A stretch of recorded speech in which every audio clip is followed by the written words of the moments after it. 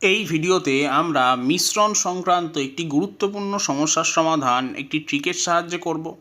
এর সাহায্যে এই জাতীয় যে কোনো সমস্যার সমাধান খুব কম সময়ে সঠিকভাবে আমরা করতে পারি। এখানে বলা হয়েছে দুই প্রকার পিতলে তামা এবং দস্তার অনুপাত যথাক্রমে 8:3 এবং 15:7। একটু খেয়াল করলে আমরা দেখতে পাবো যে প্রথম যে প্রকারের পিতল দেওয়া হয়েছে তার মধ্যে তামা এবং দস্তার আনুপাতিক যে পদগুলো আছে অর্থাৎ 8 এবং 3 এদের সমষ্টি করলে পাচ্ছি আমি 11 এবং দ্বিতীয় প্রকারে এই সমষ্টিটা আছে 22। আমার প্রথম কাজ হবে এই 11টাকে 22-এ রূপান্তরিত করা। তো তার জন্যে আমি কি করব, এই 8:3 যে অনুপাতটা আছে তার উভয় পদকেই 2 দিয়ে গুণ করব, তাহলেই আমার যোগফলটা 22 হয়ে যাবে। এখন যদি 8:3 এর উভয় পদকে আমি 2 দিয়ে গুণ করি তাহলে আমি পাবো 16:6। আর দ্বিতীয় যে অনুপাতটা আছে যা আছে আমি তাই লিখব। তাহলে এক্ষেত্রে উভয় ক্ষেত্রেই আমি যোগ করলে পাচ্ছি 22, অর্থাৎ সমান হয়ে গেছে।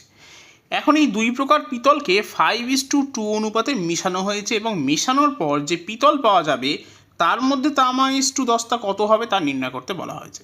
যেহেতু প্রথম প্রকারের 5 ভাগের সঙ্গে দ্বিতীয় প্রকারের 2 ভাগ মেশানো হচ্ছে, তাই আমরা এই যে প্রথম অনুপাত আছে এর উভয় পদকেই 5 দিয়ে গুণ করব।